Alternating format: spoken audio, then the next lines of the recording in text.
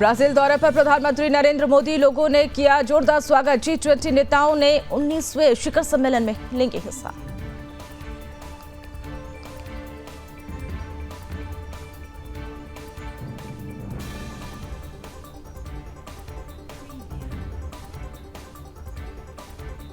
मणिपुर हिंसा को लेकर गृह मंत्री अमित शाह का सख्त रवैया। महाराष्ट्र में चुनावी रैली रद्द कर लौटे अमित शाह, घर बैठकर अधिकारियों के साथ बैठक की और मामले की जांच को लेकर आज भी होगी बैठक।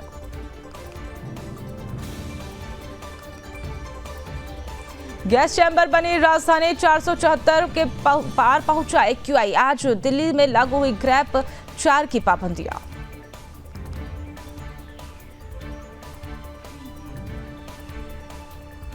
आज अयोध्या में दिखेगा अद्भुत नजारा। रामनवमी के मौके पर होगा भगवान राम का सूर्य तिलक। दोपहर 12:16 पर अगले 5 मिनट तक भगवान राम के मस्तिष्क पर पड़ेगी सूर्य की किरणें।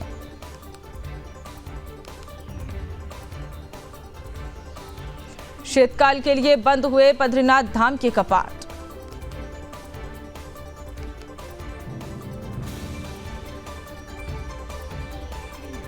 कैलाश गहलोत ने आम आदमी पार्टी छोड़ी, अरविंद केजरीवाल को लिखा पत्र।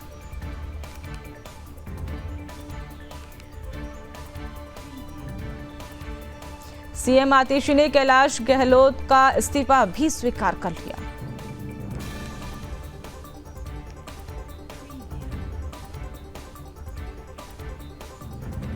कैलाश गहलोत शीश महल और यमुना का किया जिक्र, कहा कि और कोई विकल्प नहीं बचा हुआ था।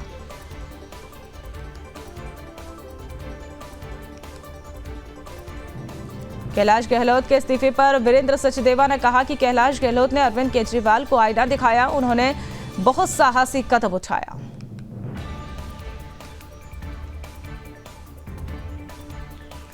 कैलाश गहलोत के इस्तीफे पर मनोज तिवारी ने कहा कि कैलाश गहलोत केजरीवाल के पाप में खुद को नहीं रखना चाहते।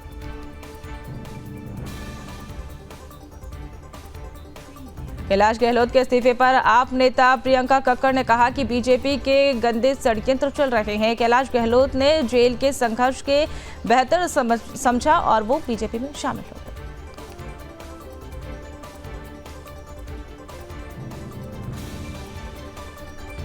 देवेंद्र फडणवीस ने नागपुर में किया चुनाव प्रचार, कहा कि महाराष्ट्र में एक बार फिर से महायुति की सरकार।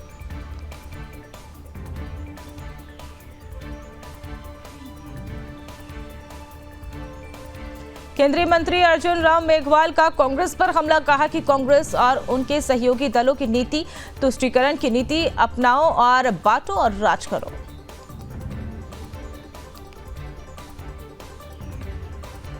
महाराष्ट्र चुनाव पर मुख्यमंत्री पुष्कर सिंह धामी ने कहा कि जहां जिहाद नहीं चलेगा, यहां पर सब कुछ एकजुटता का संदेश है और एकजुट होकर मतदान करें, लोग विकास के लिए वोट करेंगे।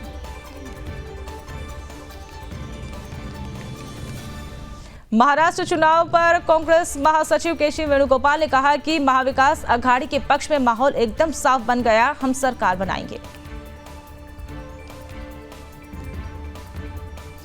हेमंत सोरेन के ट्वीट पर असम के मुख्यमंत्री ने कहा कि बिरसा मुंडा, सिद्धू कान्हू जी का नाम सब कुछ कहे जाए, लेकिन इरफान अंसारी और आलमगीर आलम के नाम पर कुछ ना करें।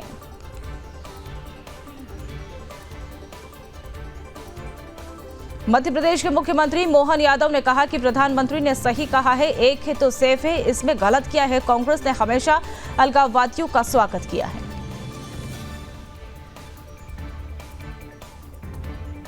जीतू पटवारी ने कहा कि निर्वाचन आयोग से मेरा आग्रह है कि लोकतंत्र के नशे में सहयोगी न बने, लोकतंत्र की रक्षा करें।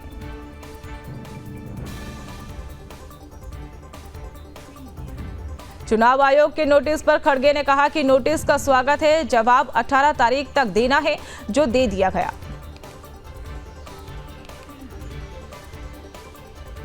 जयराम ठाकुर ने कहा कि झारखंड में एनडीए की ईमानदार सरकार बनेगी।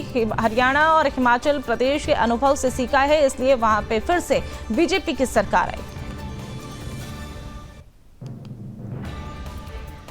दिल्ली प्रदेश कांग्रेस कमेटी के अध्यक्ष देवेंद्र यादव ने कोटा विधानसभा में आयोजित दिल्ली न्याय यात्रा के दूसरे चरण में शामिल हुए।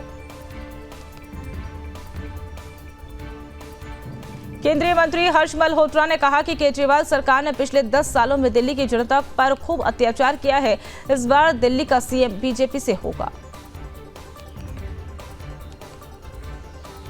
बीजेपी सांसद मनोज तिवारी ने कहा कि आम आदमी पार्टी ने दिल्ली में उम्र कम कराने और मौत परोसने का पूरा इंतजाम कर दिया है।